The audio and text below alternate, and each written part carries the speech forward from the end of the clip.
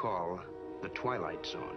Steve Kerr, and you look at Steph and Clay, and even Draymond with his lack of. He's in 2 in a row. 7 points for him. The twirling Doncic. Melting into the defense. The front pair strikes. Swing, fly ball. Well hit left center. Ronald Acuna is over. Rookie rushing record for the Steelers. Look, he came into this game averaging 3.67 yards per carry. 42nd out of 49 qualified rushers. Freeze to begin the third quarter. It has been incredible. There he comes again. Oh, goodness. And a Greek basketball god. And he was a great guy to teach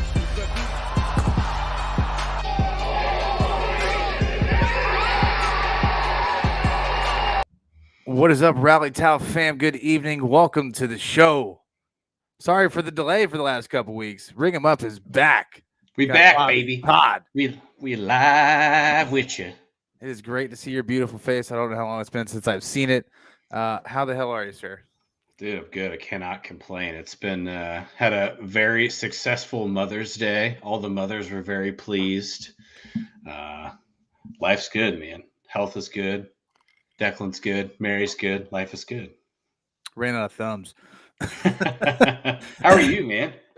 I'm good, man. I'm good. It's been I finally settled in with everything down here, and so I feel like I'm gonna actually be able to be a little bit more productive with my life moving forward, which is great. So, Dude, moving's the worst. It is, man. Those little details that just take forever to wrap up, and finally got it all done. Last thing I had to do was I didn't realize I had to go to the post office to confirm my address change, which I did like a week and a half ago. But I finally made the deadline. So because I was like, man, I haven't seen any of my mail, and I went and checked my email. I was like, fuck, okay. They actually asking me to go to the post office to change it. Yes, I'm like, sir. well, you can't just do it online anymore, which sucks. But It does suck. Is what it is. People be stealing that mail, boy. Oh yeah, absolutely.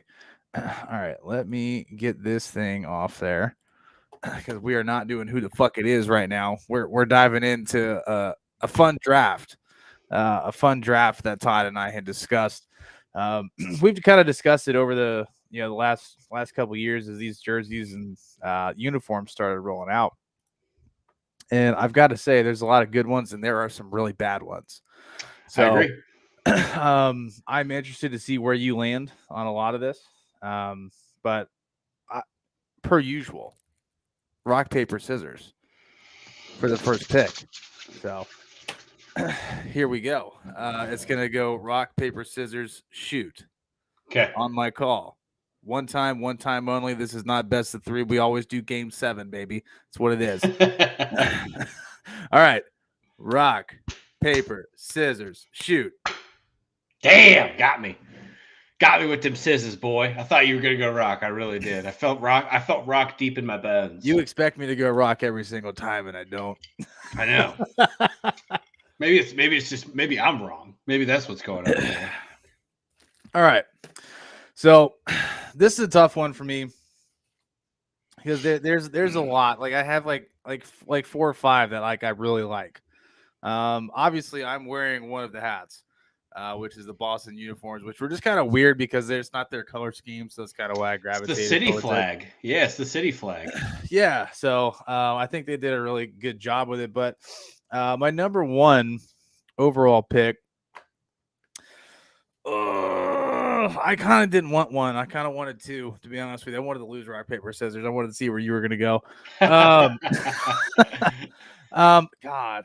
You know what? I'm going to do it. I'm going to go with the all-black unis out of Chicago, the White Sox. Taking the White Sox and the pinstripes. It's number 1. It's number 1. It has to be number 1. They are the sickest uniforms, in my opinion, of all of it. It's tough, though. There's a couple good ones in there. I have another one that I really like, but I just don't like the color scheme to it. The inverted uniforms of the White Sox, it's so clean, and the hats were perfect because it was even like a little bit of the inversion of Chicago, or it showed a little bit of the city of Chicago a little bit more. That's a universal jersey too, It's representative of the community. It's a banger. It's actually number one for me by a long shot. Really? Yes. There is not another jersey to me out of the top. These top, what is it? I think we're up to 17 now that they've released. Yeah. That match what Chicago has done with these uniforms, man. It's clean. And this isn't these were early. This was one of the first 5 too of these City Connects. And you know what the crazy thing is that ESPN does not have this as the highest ranked jersey or collective uniform. They have something else that's ranked higher. So we'll explain that later. But I have it pulled up just because they kind of talk about like what the inspiration was for the uniforms, and it says South Side and gray Gothic font, a nod to the Greystone architectural style of Chicago. Which if you've ever been to Chicago, and you've taken an art history class, you obviously understand that there's a lot of Gothic architecture in Chicago, which is why it's called, it was Gotham City, I believe that's why they picked Chicago, because it kind of had that vibe to it. But then obviously just the colors and turn the uniforms inside out. It's pretty simple, but very, very clean. It's just a beautiful uniform overall. So one of the better ones out there for sure. Yeah, I agree with you, man. It's my 1 and 2's not close. I just think that. Look, I think Nike's done, and Major League Baseball have done an excellent job with these City Connect uniforms. I think they've missed a few times. Yeah. But overall, I think these have been very, very well done. And I remember watching the games when the White Sox walked out on the field when they wore these and was like, I got chills. I'm like, oh, shit, that's Mr. James taking for like in a video. It felt very nostalgic as well, which I thought was really cool. But dude, my number 1 here, since you took my number 1, my distant 2, I think this might surprise you a little bit because I think they're pretty simple, but I like the color scheme are the Texas Rangers. Really? Really, really like the Texas Rangers, dude. Interesting. Okay. Yeah. So my understanding of the City Connect Texas Ranger uniforms is it's because they play in Arlington. It's the area between Dallas and Fort Worth. Okay. And that's kind of the uniform is kind of the bridging of the two cities together. And again, it's I like the writing style of the uniforms. It's kind of an inversion of what they would normally wear with the dark pants with the white jerseys. I really like the dark hats. I like the way Texas looks on the hat. And I just think it didn't get the love that it deserved because this was the first of the season. This was the first City Connect of the year. And we just kind of skimmed right through it and nobody gave it any love. Yeah. I mean, I think for me, and probably the reason why, like, I didn't pay a ton of attention. I just feel like it's overwhelming to a point. Like there's a lot going on here. And, especially with the hats, like I'm a pretty simple when it comes to the hats guy. There's a lot of design on the hats just in this section right here, which is why I'm not a huge fan of that hat. I don't like it. I think the jersey looks better than the hat. I think the overall uniform it's okay. Not my favorite, but I get where you're coming from though. I like the history and the kind of the why they did what they did. Like I completely love that part of it. But I don't know. I like the numbers the most. The numbers, like the style of the numbers on the jerseys, I think those are the coolest parts. I dig it. So maybe I just need to look at them more. Try to pull up a separate image of them. Okay. Take a second. Take it a second and just pull up a full image of it, because you're probably looking at it through a list. And it's probably the team photo. You got to look at it. There's like four guys standing next to each other. Yeah, so you got to look at it on a base. So that's how I viewed these as they were wearing them on the field. That was kind of where I started grading afterwards was what did it look like on field? And I felt like these looked really nice. They popped at Globe Life Park. Okay, I see it. See, if you're looking at a team image, so it looks better because like I thought it was like black, but that's navy blue. That's navy blue, baby. It's beautiful. Okay, all right, beautiful. I'm on it. I'm here. I see it. Yeah, you see it now.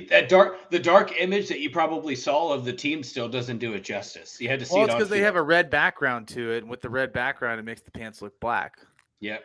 So, but no, in the lights though, yeah, I see it. That's okay. I'm here. I'm here for it. It's a good looking jersey. Good I'm here looking for it. uni. I'm The here hat for is it. a lot though. I do agree with you. The I think logo the is a hat's lot. too much. I think there's a couple teams that miss with the hats. And we'll bring them up later. But all right, Todd's got the Rangers at 2. Do I get to come back here? Of course you do. Excuse me. I'm going with the Seattle Mariners. I'm Damn going it. two uniforms this year, baby. Fuck. I love that one. The fucking trident is the M logo on the hat. That's one of the sickest hats out there. Homage to the Seattle Pilots. It's an homage to the original professional baseball team out there in Seattle with the uniform, and then you incorporate the original Mariners logo. The socks, if you could get a picture of the socks that they wore in that game, because they wore the stirrups with the blue. Justin, what's up, brother? How you doing? Corey, I'll address your comment here once we hang around for a minute. We're going to talk about the Reds. Don't worry. We're going to talk about them. There's some things to discuss here. Mr. Roberts, good evening.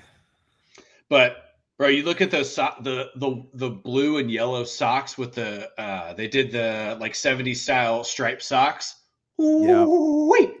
Yeah, I see him in a couple of pictures that I'm scrolling through here, and yeah, I got to get one of those hats. Like, I have to get my hands on one of those hats. There's no question about it. That will be added to the collection. It's a whole for sure, vibe. and it will be worn. All right, well, coming off a strong 1-2 there. I'm gonna go in a different direction here. I wasn't a big. I like the hats. I like the color scheme on this jersey. I like the Washington Nationals uniforms. It's good. It's a good one. The pink. It's a very classy look with the cherry blossoms. It wasn't overdone. The hats are dope. It's just got the big W with a nice little, floral pattern on it. There's not a lot going on here, but it's really nice. It's really clean. I think it's really sleek and simple. I like it.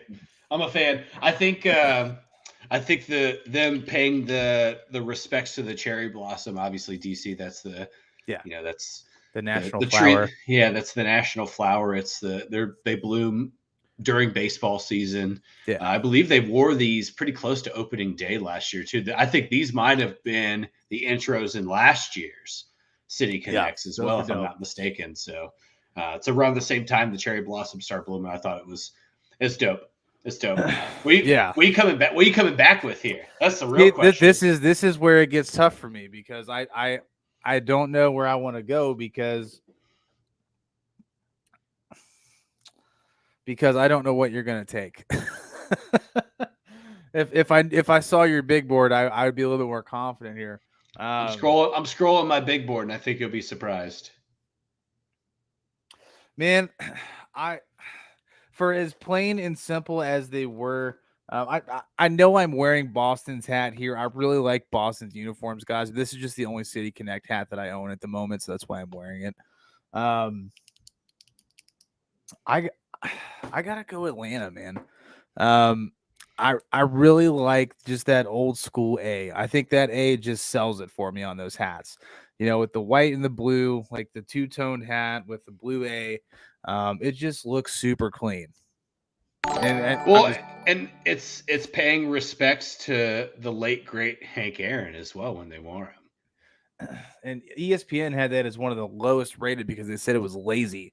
Like, you're paying homage to one of the best to ever do it. Yeah, his signature was on the neck of the uniform. Don't do that. Yeah, like, no, the uniform wasn't lazy. It was beautiful. It was simple. It was sweet. I love and that's also my favorite shade of blue. It's like that royal blue, like Kentucky or it's like Kentucky blue. Baby. Yeah, like that's my favorite shade of blue. Even though I'm not a Wildcats fan, it is my favorite shade of blue. So I'm taking the Braves here. First easy pick, money. round 3. Easy money for me in round 3. I'm taking the Reds here. Yeah, easy money. That was. So here's where I stand. I hate the C. That's why they're not my third pick. Okay, that's fair, because here's where I stand. I think I was very nervous that they weren't going to go black and red, or they weren't going to do like the charcoal gray, or they weren't going to use team colors. A dark scheme. I was really, really worried about that, because I think that that's important, because the Reds have never changed colors. They very, I mean, very minimally changed logos, right? I mean, it's always stuck to a red leg. It's stuck to the Cincinnati C. That's what everybody knows about the Reds. They've had the same C pretty much from 1888 to 2023, and they stuck to it. You mean this one right here?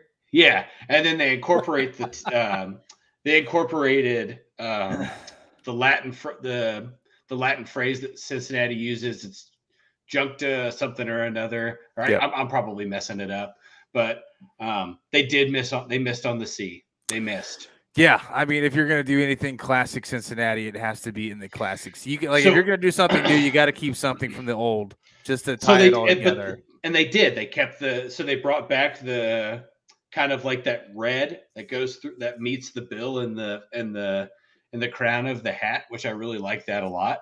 Yeah. Because that's an homage to the original red, white, and blue Reds uniforms when they became a professional organization. But man, it missed on the logo, and I get what they're doing because it's kind of the C is the unity of Cincinnati. Old. Yeah, and this C is supposed to be the crosshairs of unity of a city and blah blah blah. I will tell you the one thing that I am actually surprised they didn't do, which would have been a great thing for them to take advantage of, was actually switch it to like an orange and black color scheme because it's city connected. I didn't want it. I didn't want it. I really thought that's what they were going to do. I'm surprised they didn't. I'm surprised they didn't. I mean, obviously the Reds have been around a hell of a lot longer than the Bengals. So if it was going to be any way around, it would be the Bengals switching over the other way. But the Bengals are riding high. If you want some jersey sales, ticket sales, things like that, I'm really surprised the front office didn't push for like an orange and black color scheme on the uniforms so that they could sell some jerseys and make some money with the lack of fans that are at the stadium. So I think they could have incorporated Porkopolis in a way too. I was kind of hoping that would, instead of it being Cincy, I thought maybe that was going to be like the flying pig. Yeah, I thought that was going to be the thing, but dude, I don't think if we're splitting hairs talking about a logo on a hat, right? Like I think we'll see tomorrow.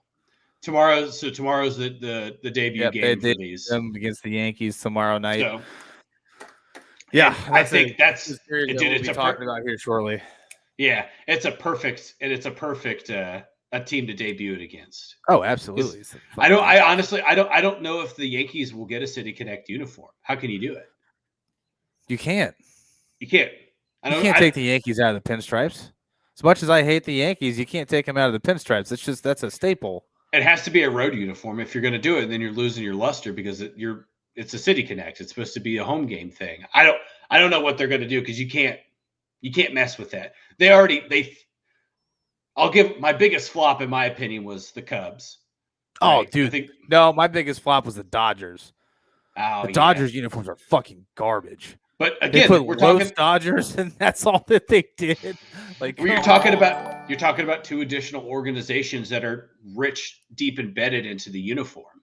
Right? Bruce, the Cubs, thank you for liking the video. The Cubs and the Dodgers and the Yankees are really the only three teams that haven't made any big change to their uniform ever. Yeah.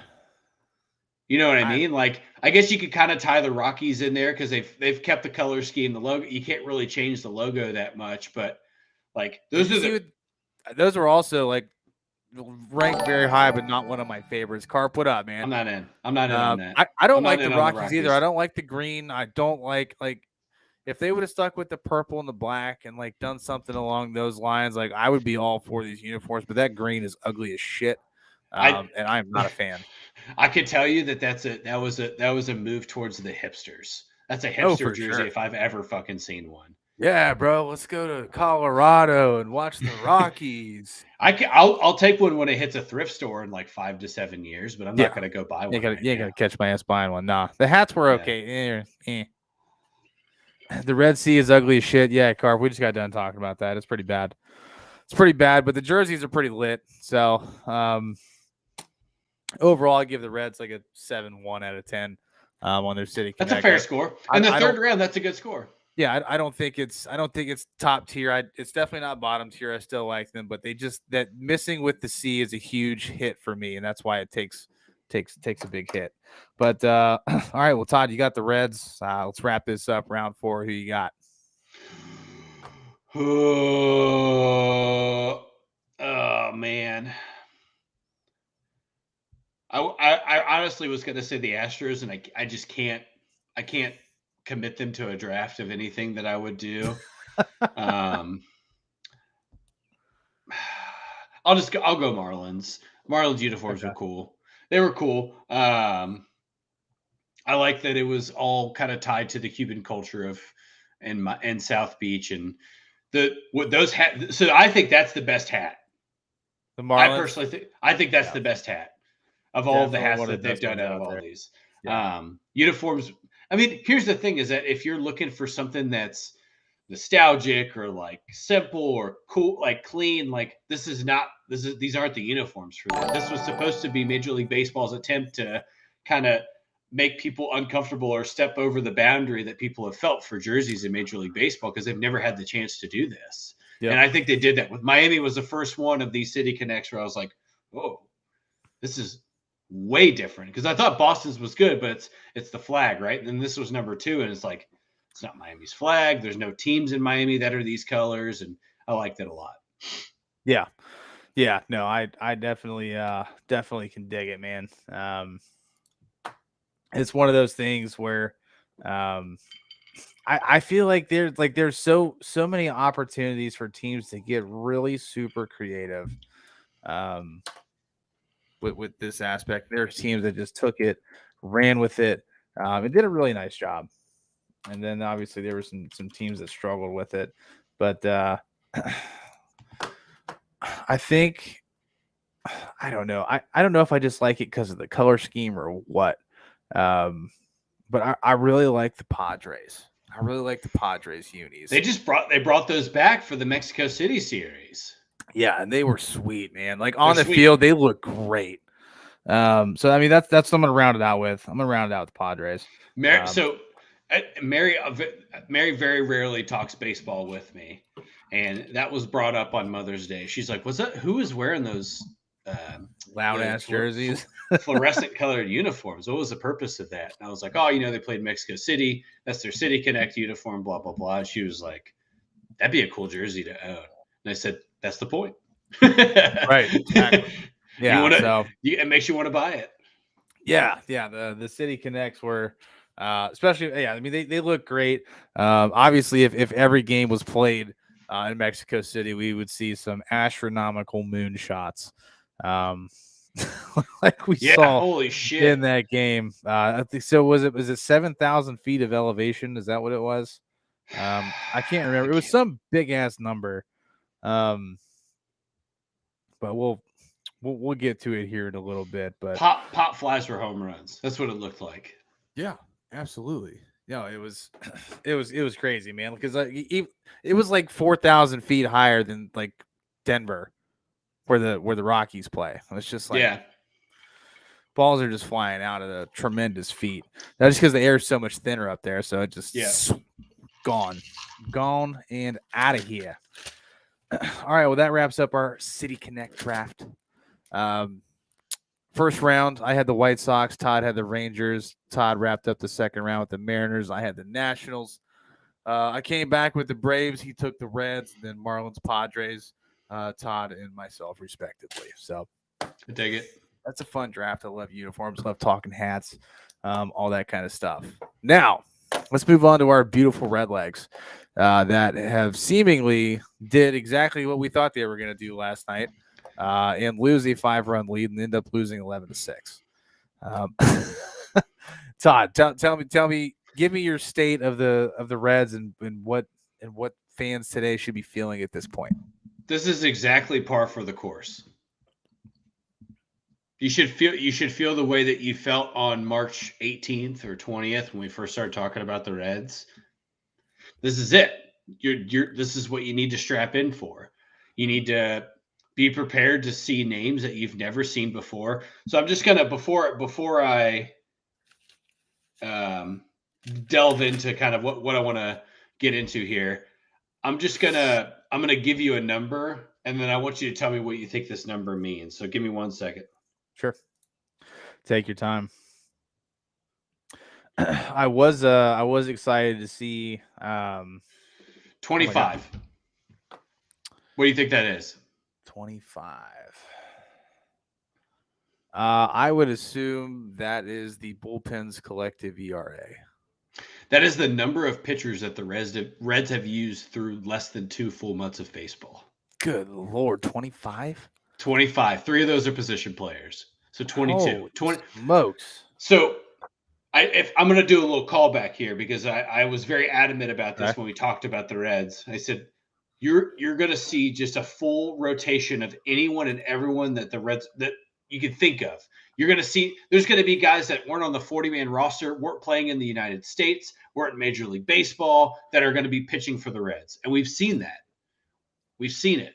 We've already seen 9 different starting pitchers this year. Yeah. 9. And we've already seen one get released. Luis Sessa did not get claimed off of waivers. He's gone. He's already gone, right? We've already seen it happen. Nick Lodolo went down with a fibia injury. It's super unfortunate. Yep. But it was originally diagnosed as tendonitis or something like that, and they discovered more later. It's terrible. Yeah, so it sounds like it's going to be bad. It sounds like it's going to be bad. He's going to be down for a minute. Yeah. We've seen almost every free agent signing that they had this past offseason, pitching-wise, pitch now, or the last 2 years. Justin Dunn, we're still waiting for him, but he's still rehabbing. We've seen Lucas Sims come back. We've seen bullpen names in the bullpen that were playing in Japan. We've seen guys that haven't pitched in Major League Baseball in 2 years pitching. We've seen several rookies make their debut already through via the taxi squad. It's par for the course, and I'm okay with it. I'm okay with them trotting out. What did I say? 20, 23, 22 25. actual. 25 total people, 22 pitchers this early in the year. Fuck it, figure out what you got. There's no reason if you're not pitching, and you know there's. I've said it about Hunter Green where he doesn't pitch deep into games, and the average starting pitcher this year is pitching 5 1/3 innings. The Reds are at 5 innings, blah blah blah. But the Reds starting pitching have only made it past the 6th inning twice this year. That's terrible. So you're going to see two quality starts the whole season. Yeah, that's awful. You're going to see bullpen. You're going to see a lot of bullpen. Sorry, three.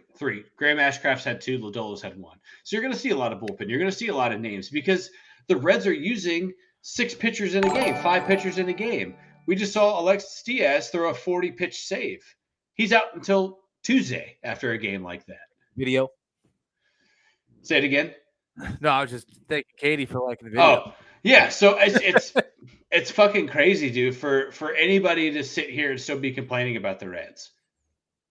Nothing has changed.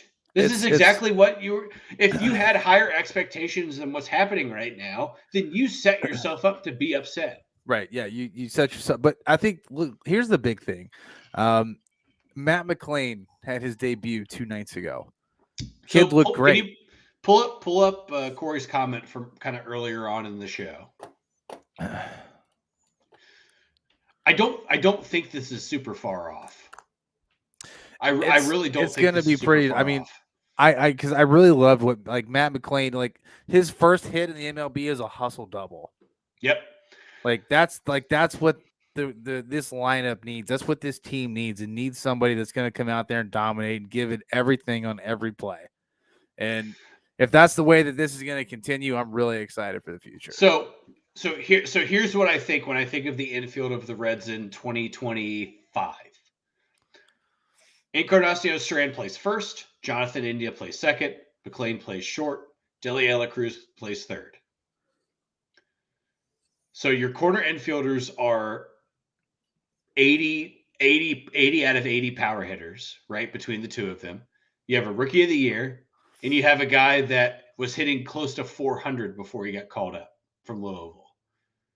I don't think that's far-fetched. I don't think it's a wild statement to say that the Reds will have maybe not the best, but a top 5 infield in baseball in the next 2 years.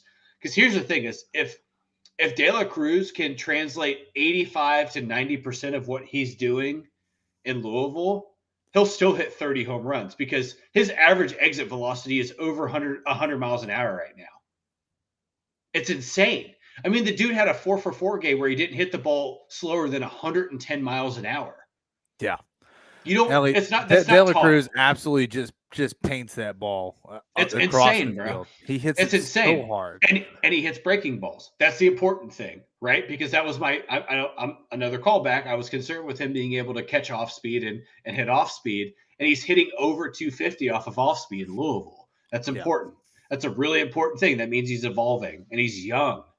So it's. I can already tell you guys, I struggled to hit the curveball, and I didn't even play like college. It's a craft, man. And I think that you have a switch hitting, power hitting corner infielder. If they try to play him at shortstop, please don't. Matt McLain should be the shortstop of the Reds for a long time. And I've seen a lot of people shitting on fans for giving up on Barrero and moving on to McLain. And here's my argument to that, because I think this is important too. Matt McLain was a first-round pick. Not only that, he was a top 10 pick. He's the first-round pick from his draft class to enter the major leagues. Just FYI. Yeah, and this is a draft class that had Jack Leiter in it. Don't forget that. So, I expect a lot more out of Matt McLain than I do Jose Barrero. Jose Barrero is an international free agent. Matt McLain is a first-round pick. There's a lot more that goes into signing. Sorry, it's the truth. Signing a stateside player than there is an international player. They signed Jose Barrero when he was 16.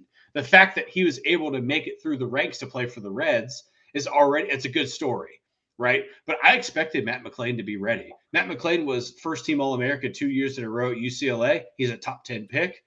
He very quickly moves his way through the minor leagues. Now he should be the starting shortstop for the Reds. That's it. Jose Barrero should not be the starting shortstop for the Reds anymore. If you want to put him in the lineup, put him in the outfield. Don't put him back at shortstop.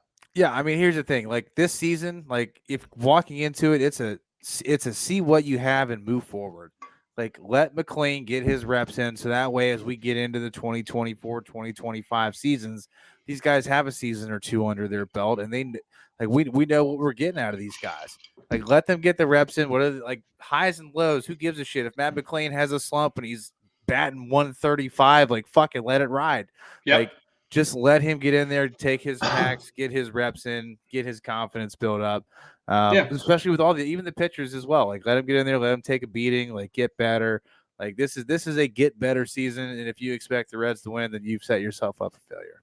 For sure. And again, I think the important thing to remember here is that the Reds were projected to be the second worst team in baseball, sometimes the worst, depending on what you looked at. And they're not. They're 5 games back of 500 right now. Yeah, and they're not even last in the division. They're not. They're not. Which is impossible. But well, nobody expected the Cardinals to be one of the worst teams in the National League. That's befuddling. I cannot figure that out for the life of me. What's going on in St. Louis? I know my head is just itching, like coincidentally, but like it is a real head scratcher. I think their manager gets fired before the All-Star break. I think that's where we're at. Managers getting fired so rapidly for me. It's just, I don't know. It's kind of unsettling across all sports. Like I understand that the Cardinals are struggling, and I understand that change, but just across the general platform of look what happened to the Phillies after they fired Joe Girardi. They made it to the World Series.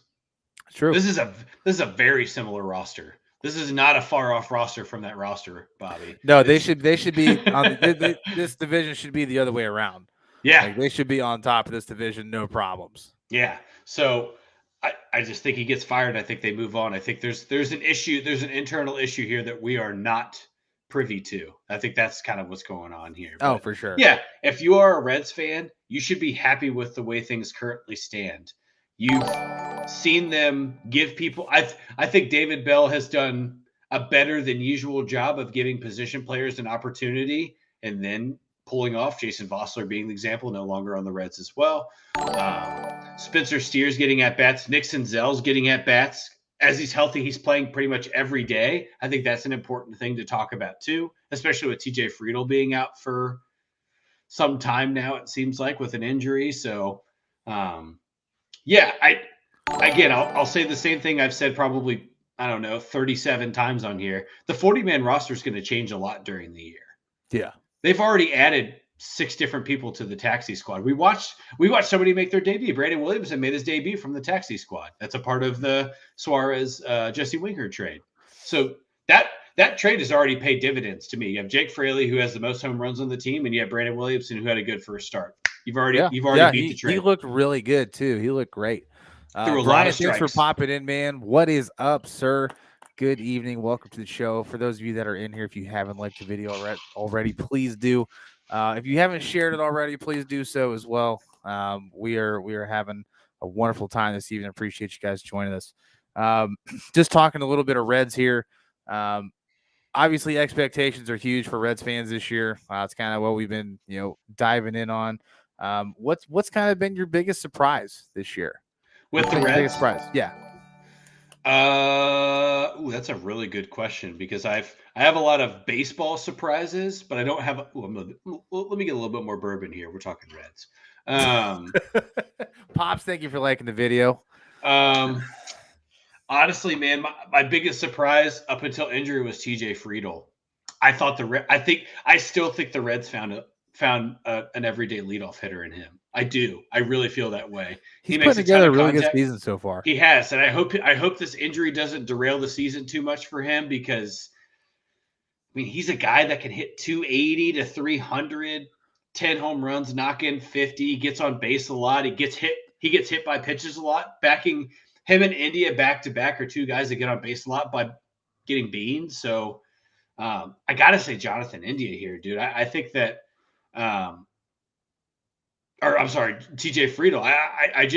He's exceeded my expectations because I even said when we talked about the Reds and putting the lineup together, I said I think that he could be the biggest surprise, and he's really surprised me. And he was a catalyst of the lineup when they were having those offensive booms because he was on base 3 to 4 times in a series. He was on base 11 times. He had the first series against the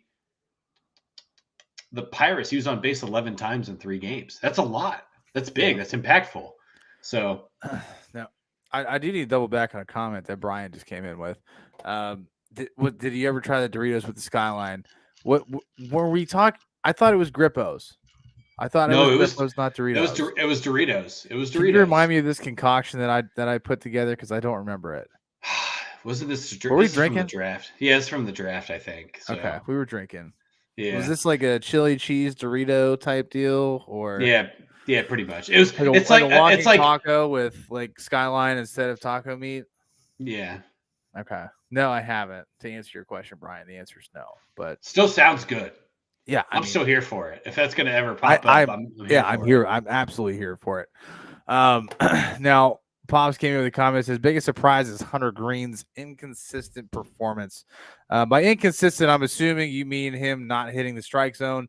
And I don't know if that's anything that we didn't expect. I think we expected it to improve a little bit from what we saw last year. But I don't know if we've seen it really get better. And I think that's slightly concerning. When it comes to his growth as a pitcher. When Aroldis Chapman originally came up, obviously he struggled with the strike zone for a long time. Finally got it together. I think maybe 2 years. Took about 2 full years till he got his command together for the most part. You got to think when you're throwing that hard, it's going to be tough to place it if you're not able to control it. You know what I mean? Yeah. And it takes some time to learn how to control that amount of power and speed. But I don't know. What are your thoughts there on Hunter Green? I'm not surprised. You know how I feel about him. Yeah. Him getting the contract extension that he did. I thought it was a little premature. I didn't feel great about it. I get why they did what they did. They're trying to lock in, their young talent. ace. Right. They're trying to lock in their young ace. And we're going to see another losing season out of Hunter Green. He still has not won a game yet. We just put he has pitched. He has 9 starts and he has 0 wins. He has 9 starts and 0 wins, and his WHIP is almost 2. So, no, I'm not surprised. I'm not surprised at him being inconsistent. He was inconsistent last year, and everybody, and including Lance McAllister. I don't understand. Everybody, all these Reds fans are on this Hunter Green train, and maybe I haven't liked him from the jump. Just to be completely transparent, I think that people have created a false ceiling for Hunter Green because he was a number 2 overall pick, that they thought that he was going to be the saving grace for the Reds rotation. And, when the Reds drafted him, he was supposed to be a two-way player. That was originally why they drafted him. So I thought he was going to be this thing because Shohei was becoming popular at that point in time.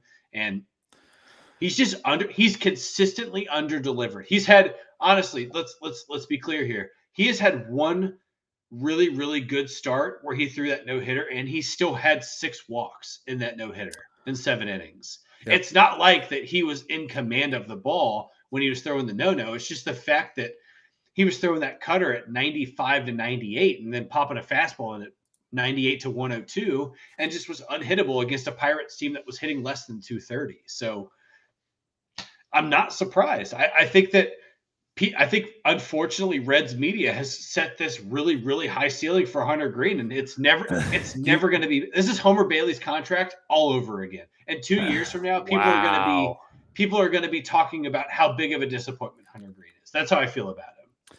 Yeah, I mean the only thing we got out of Homer Bailey was no hitter. 2, and that was before he got his contract extension. So. I just and then he got it and couldn't stay healthy. So I just don't see it with Hunter Green. It drives me nuts because I work with Reds fans, and that's one of the only names that comes out of their mouths is Hunter Green. And I tell them every time. Those are casual Reds fans. That's all they know. Well, and I tell them every time, like, what has he done in the 2 years that he's been with the Reds where you've seen him and been like, holy shit. Yeah, he gets a lot of strikeouts, right? That's fine. He throws hard. He's hard to hit when he's got command of his shit. But when the amount of times he's had command of it is very few and far between. So he averages 4 2/3 innings a start right now. That's terrible. And he averages 93, roughly between 90 to 93 pitches a game. That's not acceptable. That's not acceptable. That's terrible. Not only is it not acceptable, it's not sustainable for a starting pitcher to be that. If you're going to sign a guy for 8 more years, you need him to be going into the 6th and 7th inning every start. Bare minimum of 5 2/3. Yeah, and you're bare minimum. And you're not going to go to Hunter Green and say, "Hey, I need you to work on your command," right? Or you can, but Hunter Green's going to say, "No, I just throw hard. My job is to throw hard."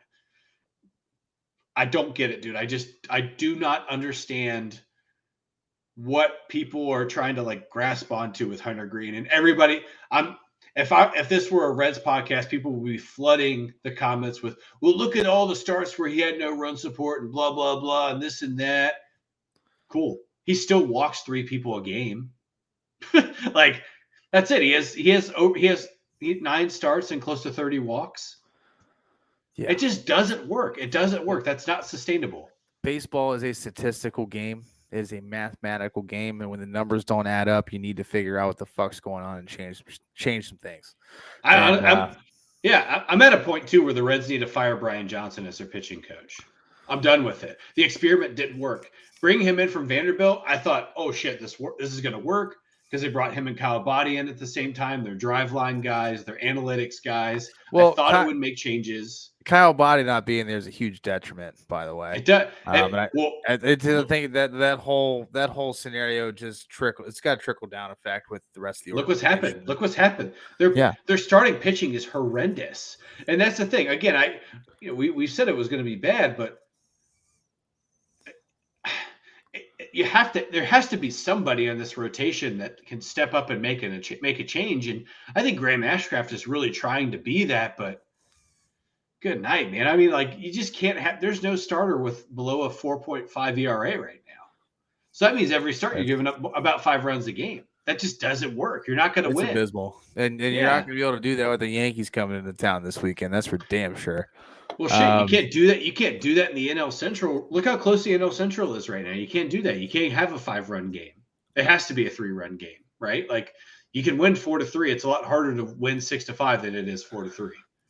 So – It's tough, man, and I'm getting fired up about it, but I'm going to say the same thing I said at the beginning. I expected all of this. I was prepared for this. I've done a really good job with. I'm really proud. I'm going to pat myself on the back real quick. I'm really proud of myself because I prepared myself to be disappointed time and time and time again. Yeah.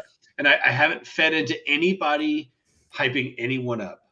I've taken everybody at face value this year. I didn't feed into the Jason Vossler bullshit. I didn't feed into Jake Fraley hitting back-to-back home runs in games. I didn't feed into the bullpen doing well for a series. I just let baseball be baseball. And if I've learned anything in my lifetime of being a baseball fan, it's a balancing act, and it always somehow comes to the middle. So it seems like it's coming to the middle for the Reds right now. Yeah. No, I mean they definitely have a tough stretch coming here this weekend. Yankees are coming to town. The great thing is they're not going to have to face Garrett Cole. Garrett Cole is still on his 10-game suspension for the illegal substances. So kind of dodged a bullet there with that, but you're not dodging that lineup. And that lineup, especially with Aaron Judge, who is absolutely on fire right now, it's gonna be a long weekend for the Redlegs. So they need to buckle in. So I don't know if anybody in chat's planning on going down to one of the games this weekend. It'd be a great weekend to actually go catch a game and see and see this team that's coming in that's actually very well put together in the Yankees, and seeing Aaron Judge, who is a generational talent. Definitely a guy that's going to bring some Reds fans like ourselves who aren't very invested in the team this year down to the stadium to at least see what's going on and check out Aaron Judge. So definitely interested. I thought about maybe swinging down there this weekend and catching the game. I still may. I'm not sure. I might just go get a bleacher seat or something, just check out what's going on. Nothing wrong with that. But we got anything else to talk about on the Reds? No, I just went on a very long. I'm physically and mentally exhausted after that tangent I just went on. I sincerely apologize. I just looked up at the time and was like, Jesus, I just bitched for 12 minutes. No, it's okay, man. It's okay. Love it. Let's move on to. I've got a little bit of a trivia session here for us. So obviously, Kenley Jansen, 400th career save. Was it last week? I believe. Yeah. Yep. Last week. Quite a feat. 400 saves is nothing to slouch at all. Still active. He's only 13 years in the league, so he's still got some baseball left in those veins. So we'll see how much further he can get. There's actually another starter or another closer that is on the precipice of 400 who will also break it this year.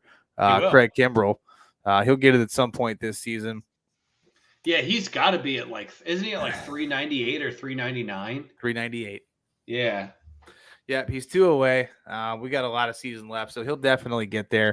I mean, Craig Kimbrell's been in the league a little bit longer than Jansen, so I think it's going to be a little bit tougher for him to extend it. But if Jansen can get another good 5-6 years, I think he can maybe touch the 550 mark. If he's absolutely doing work. He's got to average 40 saves a year. My guess is that he's pretty close to being done just based on. Oh, you think so? I do. You got to think, man, this is third team in 3 years. He's starting to travel. He's starting to travel. And that means something to a closer. When you're not sticking anywhere. Yeah. It's time to start. You're starting to think about hanging up the cleats. He's 35. He's got 4 kids. I mean, he's made his money. Dude, he's made his money in baseball. I mean, there was a point in time when he was on the Dodgers where that cutter was damn near close to Mariano Rivera's. It was close to Mariano Rivera's. All right. Well, this brings us to our trivia question. I mean, it's all-time saves leaders. Oh, okay. Let me try to go in order here because that's what we're gonna do. So I've got the entire list here.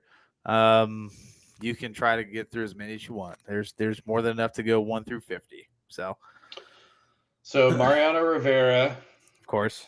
Trevor Hoffman, 2. Lee Smith, 3. Francisco Rodriguez, 4. Billy Wagner, 6. John Franco, 5. Kenley, Yep. Kimbrell, yep. Eckersley. 1, 2, 3, 4, 5, 6, 7, 8. Yeah, 9. Joe Nathan. 10. Papelbon's in there. 11. Percival. 13.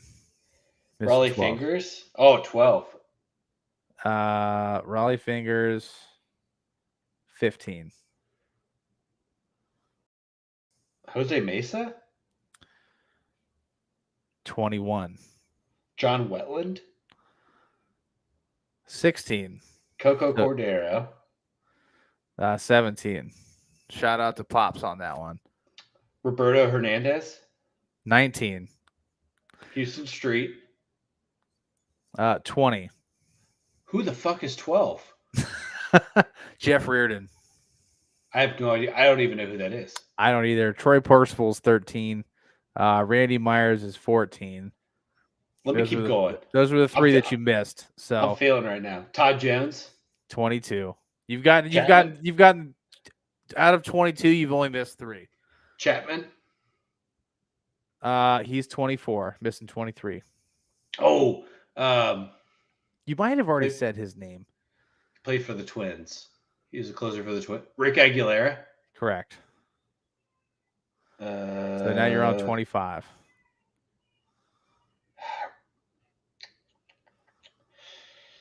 Thinking 9. Tom Hankey. Close. 26. Goose Gossage. 27. Jason Isringhausen. 30. Rob Nen. Tied It's got to for be 30. Rob Nen then. Rob Nen, 25. 314 saves. Jose Valverde. 33. Bruce Sutter. Tied for 30th with Jason Isringhausen. That's it. That's all I got. You missed Jeff Montgomery at 28. That's the only other one you missed. I don't think I know who Jeff Montgomery. Did you say Tom Hankey? Yeah, I did say Tom Hankey. Okay, great closer for the Blue Jays, by the way. Two pitch closer Tom Hankey was in the 80s and 90s. Well, I'll say for out of like 30, only missing like 4 or 5. That's pretty fucking impressive. So thanks, man. I to be fair, I did look this up after Kenley Jansen got 400, so it's within. It was pretty fresh. 10 days on the brain, yeah. So I'm Mark pretty Melanson's on this list at 36. Is he really? Yeah. He has that many saves. So that means he has like over 200. What does he have, like 250? He's got 262. He has that many saves? 262, yeah. Brad Lidge is on this list at 44. Brad Lidge. Yeah. I think that dude won a World Series. I think he won a ring with the Astros. Edwin Diaz is number 50 at 205. You know what's crazy about Edwin Diaz is he's done most of that in like 4 years. Like that dude had like 250 save years. And that's how that's half of his saves. It's nuts. Yeah, but I mean, so as far as Kenley Jansen is concerned, you think his career is kind of bottoming out and coming to an end. I do, yeah. Look, here's the thing: is I think Kenley Jansen is really the last. Him and Chapman and Melanson and Kimbrel are the last of the like dying breed of closers too. There's just not that doesn't exist anymore. There's not consistent closers for games really, or there's not as many save opportunities anymore. Baseball seems like it's kind of gone in a weird direction where there's a lot of 5, 6, 7 run winning games where you're not getting in there to save. Like a guy like Josh Hader, who's not even on this list, who I would think would be on this list because of how big of a household name he is. We're not even talking about him. Well, I mean, his best. So I'm looking at Jansen's, all like his saves throughout each season. Then he had one of his best seasons last year. Yeah, with the Braves, tied for his third best at 41 saves. And he's already off to 9, almost 10, and we're not even a quarter of the way through the season. Right. Yet. So you got to think about these teams, right? So you got to think he was on the Dodgers for a majority of his career, right? He's probably in year 15. Yeah. 14. So he's in year 14 right now. So 11 years with the Dodgers. 11 with the Dodgers and 1 with Atlanta. Yeah. So 7 of those 11 years, the Dodgers won 100 or close to 100 games. So he probably only had let's call it 50 save opportunities, 55 save opportunities in a season, but he probably churned out 35 saves a year, right? And it's the same, like, you got to think about Atlanta last year. Atlanta had a ton of close games because they were in the NL East, and the Mets were competitive and the Phillies were competitive. There were a ton of close games there. And now he's in Boston, where the AL East is very similar. There's a lot of very close competitive games in the AL East. So I think last year was his best conversion percentage for saves. It was. Because he was probably look up maybe around, he only had 85 opportunities and had 41 saves. Yeah. So look up around like 2017. He probably had like close to 95 opportunities around that time. He had 109. Yeah. So and only 41 saves. Right, because he blows. So that's the thing. That's the thing about Kinley, though, is he blows a lot of saves too because he's a 2-pitch guy. And if the cutter's not cutting, then that's a fastball. That's a fastball. That's a flat fastball. Right. But it's gone. I think we'll probably see him pass John Franco this year because Franco's at like probably, I don't know, 425-ish, somewhere in that ballpark. 424. Yeah. So the next two people in front, the next three people in front of him that he has an opportunity to pass, you've got Billy Wagner, John Franco, and Francisco Rodriguez. Francisco Rodriguez is at 437, so that is a stretch. John Franco is at 424. So he would need 25 more saves realistically to be fifth on this all-time list. Yeah. Well, I think he'll pass Billy Wagner this year. I do think that. Because I think he probably if he passes Wagner, he probably passes Franco. But I think this is the last year for Kenley Jansen. I do. I don't know if not a bad time to hang it up, though. No, I don't know if you watched that video of what Justin Turner put together for him, which, by the way, was like one of the fucking coolest things ever. I did not. Did you see that? Oh my God, Justin Turner, being the just exceptional guy that he is, he got Kenley Jansen's mom, his wife, his dad, for liking to stream, former teammates, former coaches. He got Andrew Jones, Jonathan Scope, guys from his nation, and it was a congratulations video. So Kenley Jansen was only emotional for a minute of that video, and it was when his wife was speaking and his kids were there, and his kids were speaking to him. And that tells me that he's close. He's close to being done because he got through his mom, his dad, all his teammates, and no tears. But when his kids were thanking him or saying congratulations, he was super, super emotional. So that tells me he's ready. I think he's ready. Yeah, he's ready. And look, the dude's made multi-generational wealth in his time and playing Major League Baseball. I think that he's the best closer of the 20th century, of the 2010s and later. I don't want to put him in the same category as Mariano Rivera. That's not fair to him. But he's in my opinion, he's a Hall of Famer. So he has to be.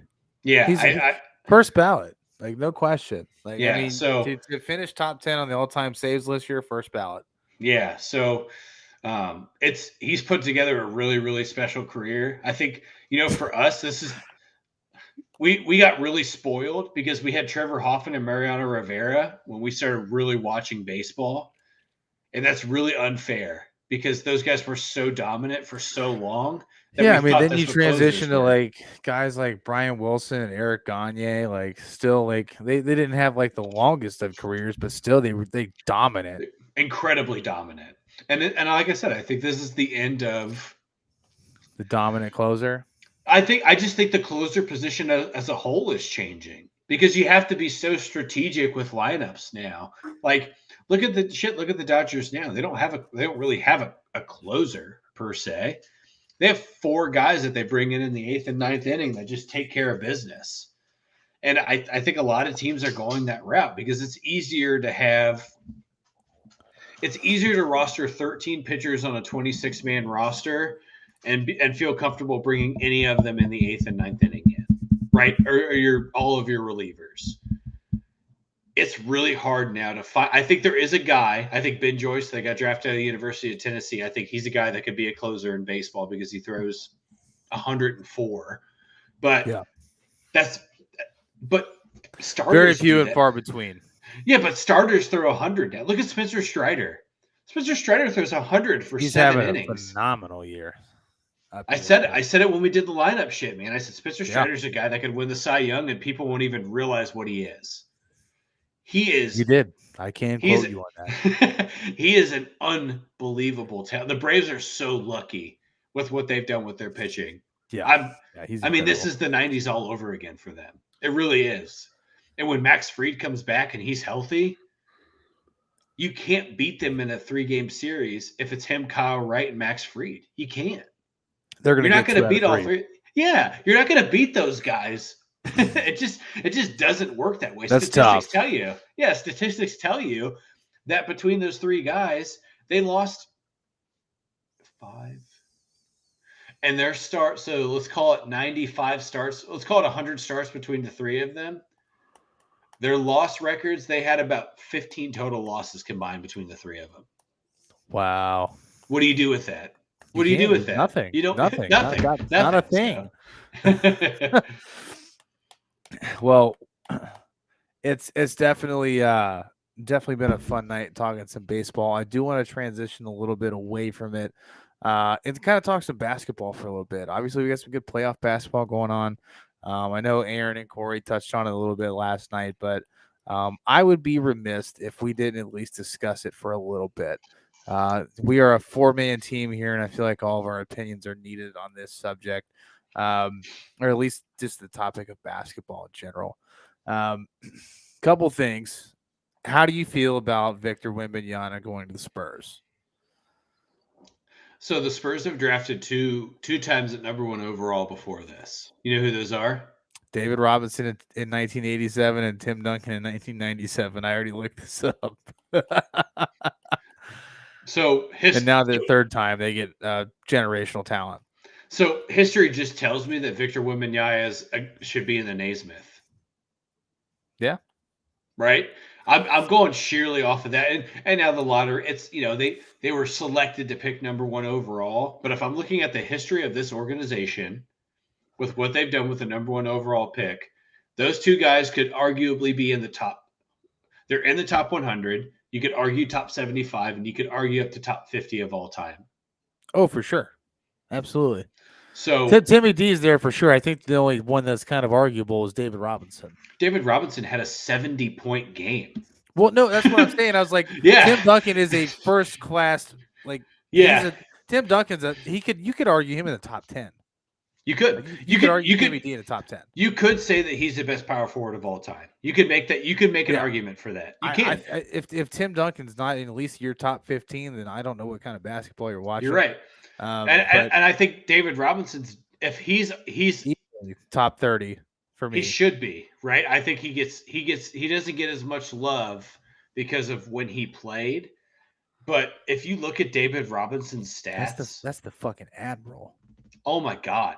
Look at if you're listening and you're sitting at work, or if you're listening now, or if you're listening to this thing, you're in the car and you're with your friends, tell them to look up David Robinson's stats. Seriously, just do it. Do yourself a favor. Understand what this guy was. Feast your eyes on how dominant someone could be, because he was dominant. He was Shaq before Shaq. He was like Absolutely. he was like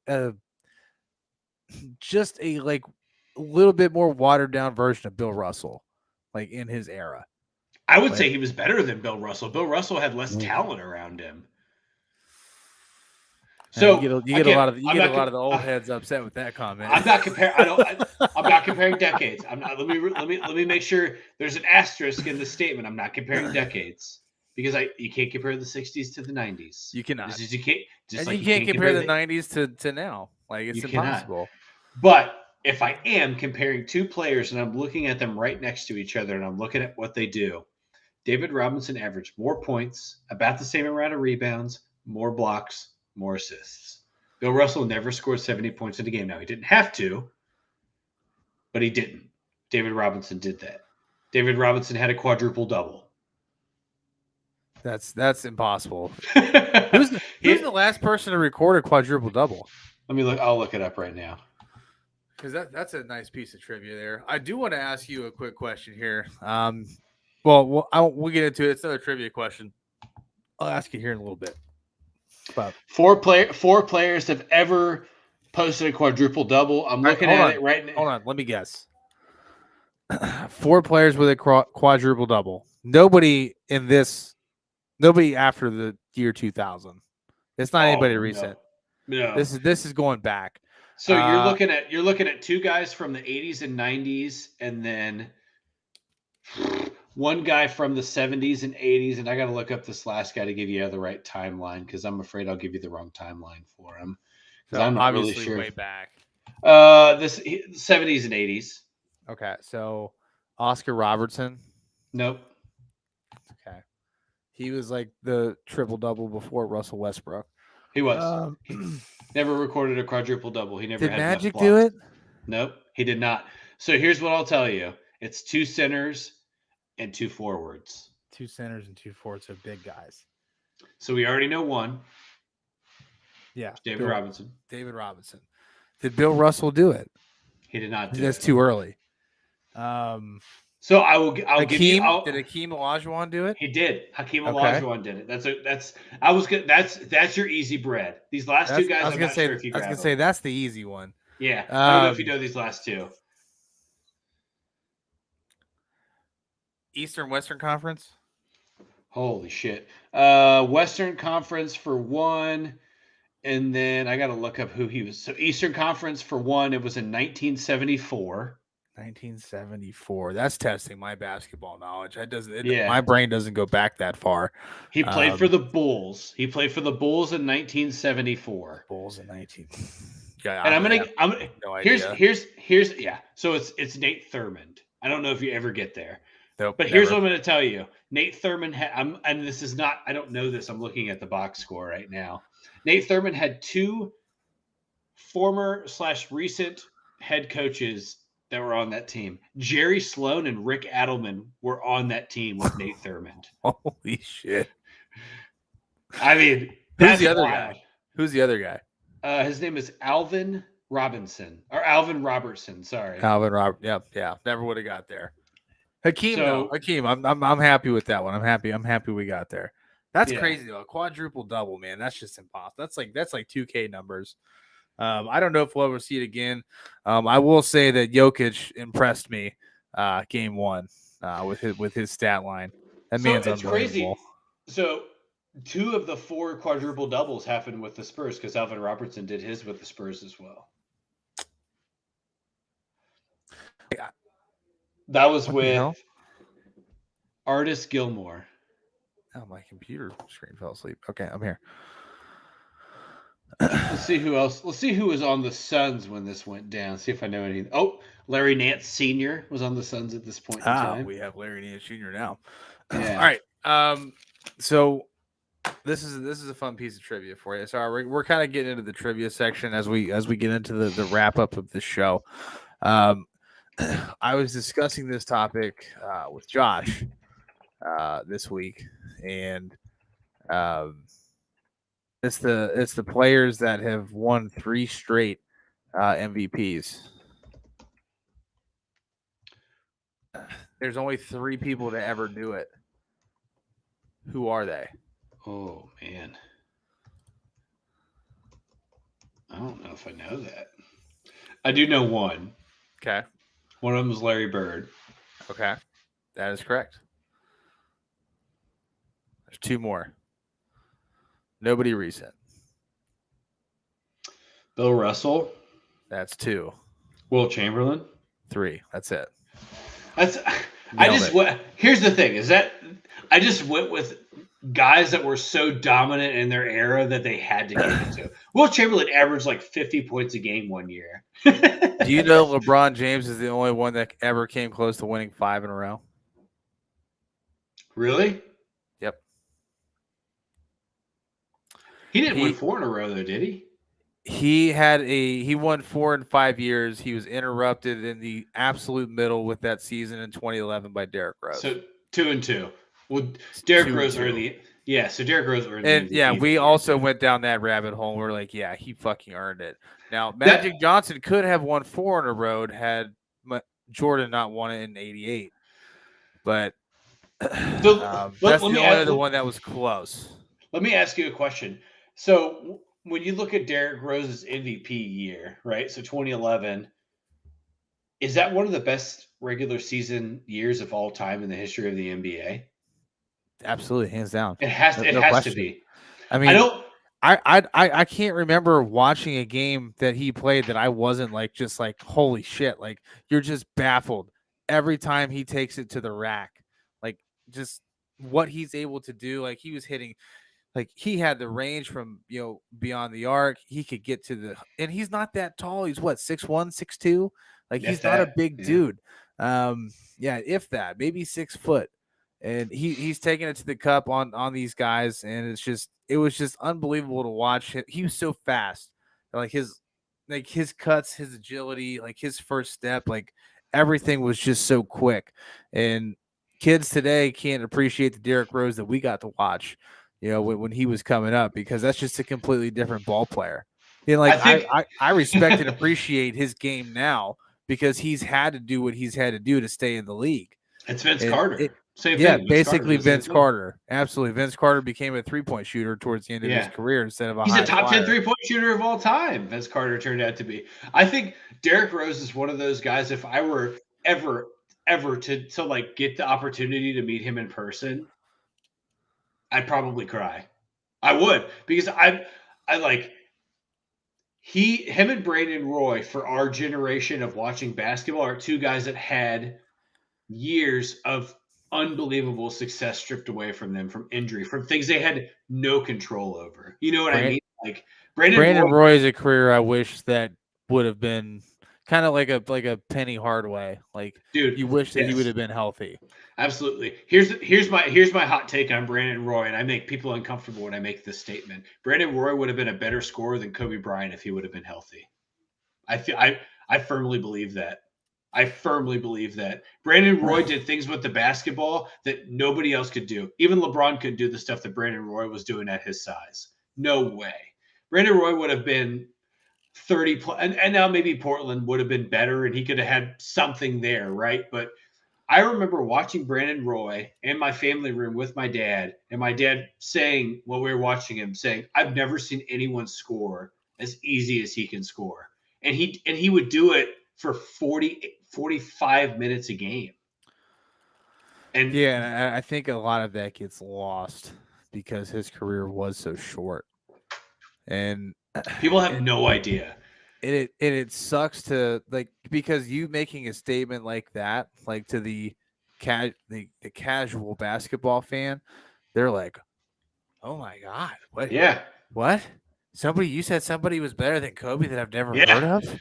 Like what are you doing? But like, if you actually like understand the game and watched it, like when he was coming up, like he's just one of those guys where you're just like, damn. Like if he did everything, like even like Greg, like you like a guy like Greg Oden, you wish that guy could have stayed healthy because he like when he was like healthy and dominant, like he was unstoppable. Like he could have been like one of the perennial big men in the league if he could have stayed healthy. Like Yao Ming could have had a better career if he didn't have the foot injuries. Yeah, look at Greg Oden's rookie year. Like I think people forget how good he was his rookie year because he was so fucking good. He was really he was good. huge. He was huge, and he was basically like Shaq 2.0. Yes, he was. I think a lot of that stuff gets lost too because it's easy to. I think Derrick Rose stays prominent in everyone's mind because Derrick Rose is still in today's game. Right? It's unbelievable to me that Derrick Rose is still playing professional basketball 12 years after he won an MVP because 2 years after he won blowing out both of his knees. Yeah, that's what I was going to say. 2 years after his MVP, he couldn't walk. Like he was a walking ACL tear. And I remember a conversation you and I even had about like how horrible it is to watch somebody be so successful and dominate the game the way that Derrick Rose did, take over games and be in control. And then less than a year later, right? Because the next season he tore his ACL for the first time and it's all gone. I remember watching it. Like you're just devastated. Yeah. You're like, it's not just like for the game. Like, it's just you're devastated for the human being because it's like he was like that was his style. Like that was like his identity as a person. Like he's a fucking just go getter. Like I'm gonna like just make these sharp cuts and just slice and dice the defense for 60 minutes. And then now he can't, like, he is a fraction of what he used to be. A fraction. And for those of you watching the game that have never didn't watch, just go back and watch a game, any game from 2010, 2011. It was unbelievable. Go watch a game from his MVP season and you will be blown away. Like, that's the same guy. You guys don't know short fade Derrick Rose. You just know dreadlock Derrick Rose. Different. It's like it's two different dudes. This is Nike Derrick Rose. This was Adidas Derrick Rose. Now you got Nike Derrick Rose. It's two different worlds, man. Yeah, two crazy. Completely different human beings. Yeah, but, I feel him and Brandon Roy are in the category of our timeline of basketball where if I could go back and turn back the clock and just I wish I could have seen Brandon Roy play live. Really do. Me too, man. But it was such a small window. It was 5 years. Yeah, it was very short. It was 5 years, and we live on the East Coast. Portland barely travels over this way because they're not a national television team. It's not LA. It's not Boston, New York, Philadelphia, whatever. So no, you're right. Sucks. You're right, man. Well, obviously, we'll kind of wrap the show up here, but we got Lakers Nuggets tonight. Who you got? I'm going back on the Nuggets here, dude. I like them. Here in game 2. They're down by 5 right now in the second quarter, but I'm taking the Lakers in this one, and I'll tell you why. Nuggets head coach before the game tonight was talking a little bit smack, and I don't think the Lakers like that. So I think I haven't obviously even watched the game, so I'd like to get a pulse on it, but I just know like whenever like there's like hubris and things that are exuded prior to a game being played, I appreciate it because it takes balls to do it, but most of the time in my experience doesn't work out. So we'll see how it goes, but yeah, I think I put some money on the Lakers tonight, at least on the money line to take this one. So what's the score? 32-27. What quarter? Second. 10 minutes left in the second quarter. 32-27. Oh, okay. So, okay. You got a lot of time. A lot of time. That's why we do the podcast early, so we can watch basketball. Yeah. No, I think I took the over as well because they smashed the over 2 nights ago, and I fucking hit on that. But I don't know. 32-27. That's a little scary. 59 points. Oh, brother, you got time. You still got a whole second quarter to play. We got time. All right. We'll chat. First day back, obviously, from the couple week hiatus. We appreciate everybody that came out tonight. Great show, Todd. Love seeing you, man. We'll have the show up and running for you guys tomorrow on Spotify, Podbean, Apple Music, wherever you catch your daily content. If you didn't catch it tonight, go check it there. And we will see you guys on Wednesday with the Degenerates, and then we'll follow up Thursday with next week's show. You guys have a great rest of your evening. Have a safe weekend. We'll see you then. Peace.